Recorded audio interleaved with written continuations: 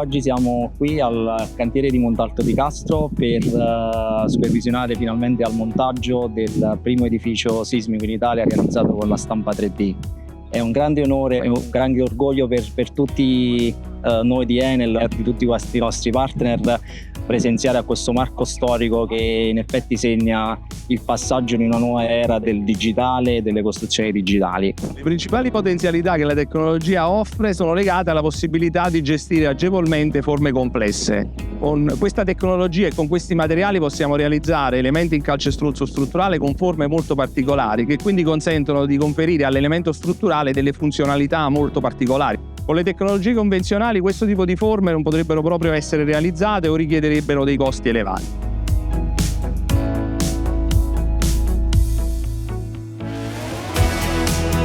La stampa 3D è un facilitatore delle attività di costruzioni perché consente di sostituire attività in cantiere di costruzione vera e propria con il montaggio di prefabbricati.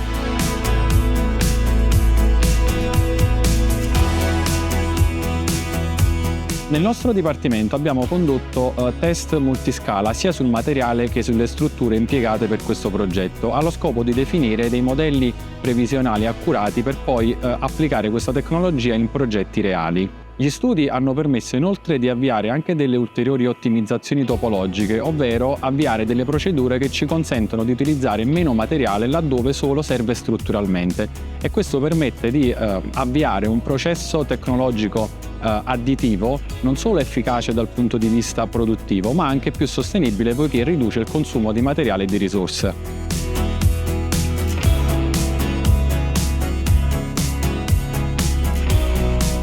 Il 3D Concrete Printing è per Heidelberg Materials un esempio concreto di ciò che vogliono dire innovazione e sostenibilità nel mondo del cemento. Innovazione in quanto la stampa 3D permette di aumentare la sicurezza in cantiere e di costruire strutture complesse che sarebbero difficili o addirittura impossibili da realizzare con metodi tradizionali. La sostenibilità in quanto la stampa 3D permette di ridurre l'impatto ambientale riducendo i tempi di costruzione e gli scarti di materiale.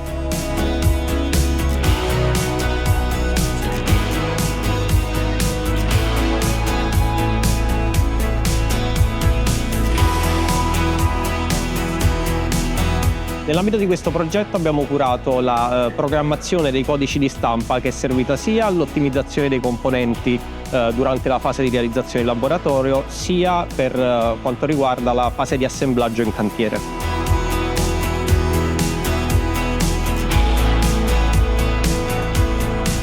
Un ringraziamento e un applauso a tutti i colleghi che hanno creduto in questa iniziativa, a dimostrazione che l'innovazione non è soltanto tecnologia, ma è soprattutto passione e disciplina.